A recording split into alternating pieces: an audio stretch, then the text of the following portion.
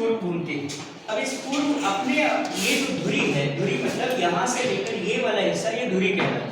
अब धुरी पर घूमने की वजह से पश्चिम से पूर्व से पहले जो लाइट, जिस एरिया में लाइट पड़ रहा होता है वो दिन, और जो पीछे की तरफ पड़ रहा होता है वो रात होती है।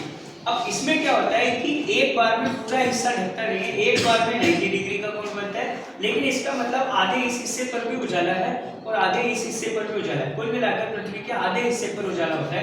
जहां 90 डिग्री का कोण बन रहा है वहां ठीक 12 बजती है, और ये जहां स्टार्टिंग पॉइंट होता है लाइट का वहां 6 बजती है। ऐसे कुल मिलाकर 360 डिग्री घूमने में 180 डिग्री पर डे और 180 डिग्री पर नाइट एट ए टाइम अर्थ पर होता है।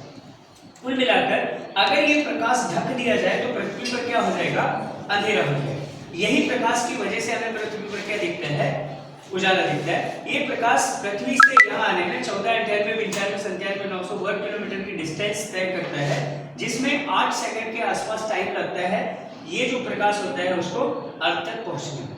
ठीक है, ये यहाँ से यहाँ तक की डिस्टेंस तय करने में समय लगता है।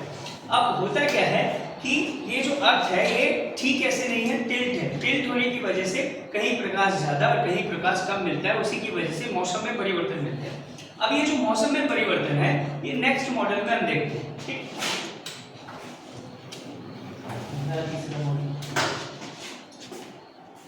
इसमें दिए मौसम। ठीक,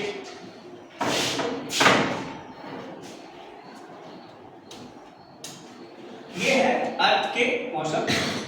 ये जो अर्थ है वो टिल्ट है, अर्थ अपनी जगह पे घूम भी रही है। ये टिल्ट होने की वजह से ये जो है इस बीच में ये जो हिस्सा होता है ये स्प्रिंग का हिस्सा, इधर यहाँ से यहाँ तक समर का हिस्सा, इधर ऑटम का हिस्सा और इधर विंटर का हिस्सा। ये जो अलग अलग क्षेत्र में अलग अलग कंडीशंस में सूर्य की जो कंडीशंस बनती है उसके हिसाब से ये मौसम में परिवर्तन होते हैं। मौसम में परिवर्तन होने का सबसे बड़ा कारण होता है पृथ्वी का झुकाव। अगर पृथ्वी अपने अक्ष पर झुकी नहीं होती तो पूरी अर्थ पर एक जैसा समान टेम्परेचर होता। जहां गर्मी होती वहां हमेशा गर्मी होती, जहां ठंड होती वहां हमेशा ठंड होती। लेकिन जो पृथ्वी है, पृथ्वी अपने अक्ष पर झुकी तो एक बार क्या होता है, एक बार जो हिस्सा है वो ऐसे होता है और एक बार ऐसे होता है। तो ये रोटेशनल वाइज ऐसे घूमने की वजह से कुछ हिस्सा पृथ्वी का झुकाव एक तरफ और दूसरा झुकाव दूसरी तरफ होता है। इस वजह से मौसम में परिवर्तन होते हैं। अगर ये स्ट्रेट होती तो ये मौसम में परिवर्तन देखने के लिए नहीं मिलता।